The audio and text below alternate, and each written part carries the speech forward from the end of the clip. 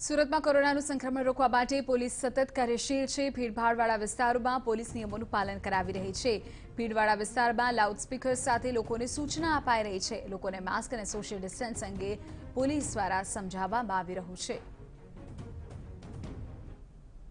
સુરતની અંદર કોરોના કેસોની જે સંખ્યામાં વધારો થઈ રહ્યો છે તેને કારણે જે વિસ્તારોમાં ભારે ભીડ હોય છે તે વિસ્તારોની અંદર સુરત પોલીસ દ્વારા જે પેટ્રોલિંગ કરી અને એલાઉન્સ કરવામાં આવે છે અને જ્યાં ભીડ જે ભેગી ન થાય તે માટેની સૂચના આપવામાં આવી રહી છે। જોઈ શકાય છે કે પોલીસે વહેલી સવારથી સતત જે કર્ફ્યુ પૂર્ણ થાય છે ત્યારબાદ લોકોની ભીડ જોવા મળતી છે તે ભીડ ભેગી ન થાય તે માટે સૂચના આપવામાં આવી રહી છે। આપણી સાથે જે અધિકારી છે તેમની સાથે વાત કરીશું।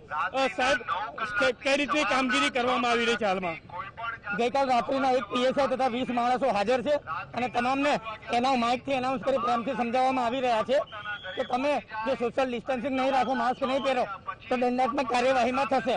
અને કર્ફ્યુ 6 વાગે પૂર્ણ થતું છે ત્યારબાદ મોટી સંખ્યામાં લોકો છે ખરીદી કરવા માટે નીકળતા હોય છે।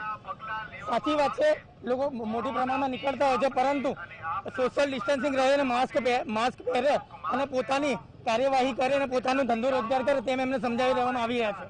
જે રીતે જોઈ શકાય છે કે દ્રશ્યોની અંદર પોલીસ કાફલો છે તે અહીંયા આઈપીએમસી માર્કેટની બહાર છે।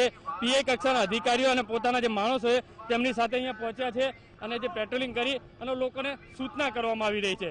કેમેરામેન સંજય ચંદેલ સાથે બલદેવ સુથાર, TV9 સુરત।